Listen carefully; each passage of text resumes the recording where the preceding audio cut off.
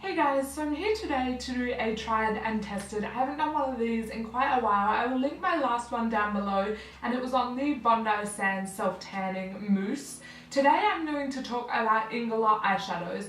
I do have half an Inglot eyeshadow palette here to talk about. I haven't filled up the other half, but I do want to talk about the shadows I have, what I think of them, if I think that they're worth the price, and if I would recommend them to you guys. So first of all, you do have to pay for this palette. So the top here is magnetic and it magnets on, and then you get 10 eyeshadow little spaces or cubes.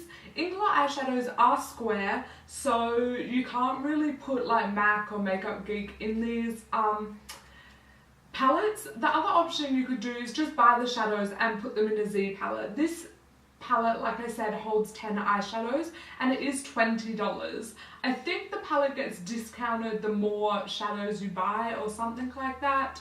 Or maybe the shadows get discounted if you buy a palette with them. There is some deal that Inglot does. I'm just not sure exactly on what it is. You'd have to research into that a little bit more. I have looked up the amounts of the eyeshadows. So the eyeshadows, if you buy them individually by themselves, are $10 each. And they have different amounts in each eyeshadow, like different weight in each eyeshadow depending on the finish.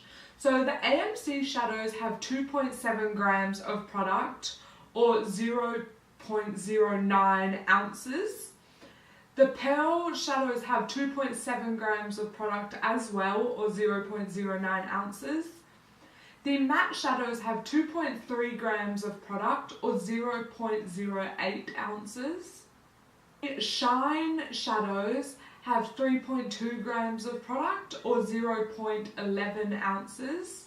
And the DS shadows have 2.5 grams of product or 0.9 US ounces. So I have a few different finishes here. I will talk about the finishes as I swatch them. So I have 5 different colors. This color here is number 46. This one is number 07.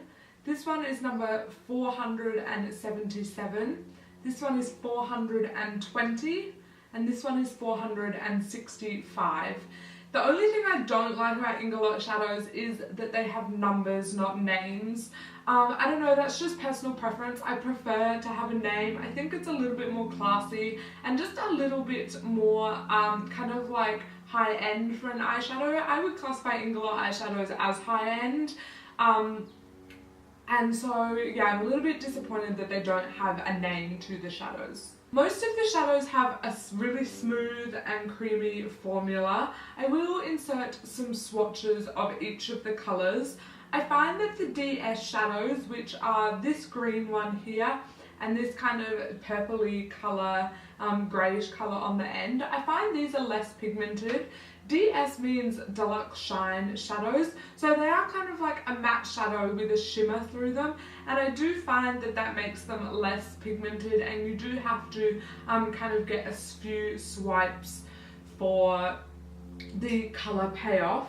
So I will insert some swatches. This is the colour 46, the colour 07, the colour 477, which is one of the DS Deluxe Shine shadows, the colour 420 and the colour 465, which once again is a DS shadow.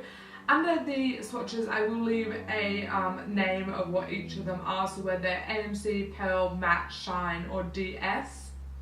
I do really like the packaging of Inglot shadows. I do really like these palettes. So the front just like magnets on, as you can see. You do have to kind of slide it. If you just try and pull it off, it's really hard. So you just kind of slide it off, and I really like it. It also magnets onto the back, so you will never lose your lid. It just kind of sits on the back there. The good thing about the fact that these palettes have magnets also is the fact that you can stack a couple of them, because the magnets do go all the way through to the back of the palette.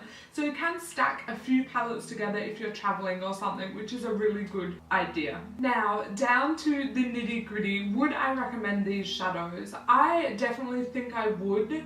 Although for the price of filling up this whole palette with $10 per shadow, plus the price of the palette, that's like $120. I think you would be better off buying the Lorac Pro or the Urban Decay Naked, or buying a few Chi Chi eyeshadow palettes for that price. I do really like these shadows. I just don't think that they are anything special. I think they're really comparable to lots of drugstore shadows that you can get these days, and they're really comparable to other high-end shadows. If you're looking for a particular colour, I would recommend them because they are cheaper and you do get more products than in a MAC shadow. But then once again, I would recommend Makeup Geek shadows because they are still cheaper, they have a lot of colours, and you can fit them in your MAC palettes, you can fit them in a Z palette, all that kind of stuff. Inglot shadows, from what I know, are only available at Inglot stores or Inglot counters that they have throughout like the shopping centres and stuff. That is my thoughts on the Inglot shadows. Let me know if you've tried Inglot, what you think in the comments down below. Don't forget to give this video a thumbs up if you enjoy these tried and tested videos, and I'll see you guys in my next one. Bye!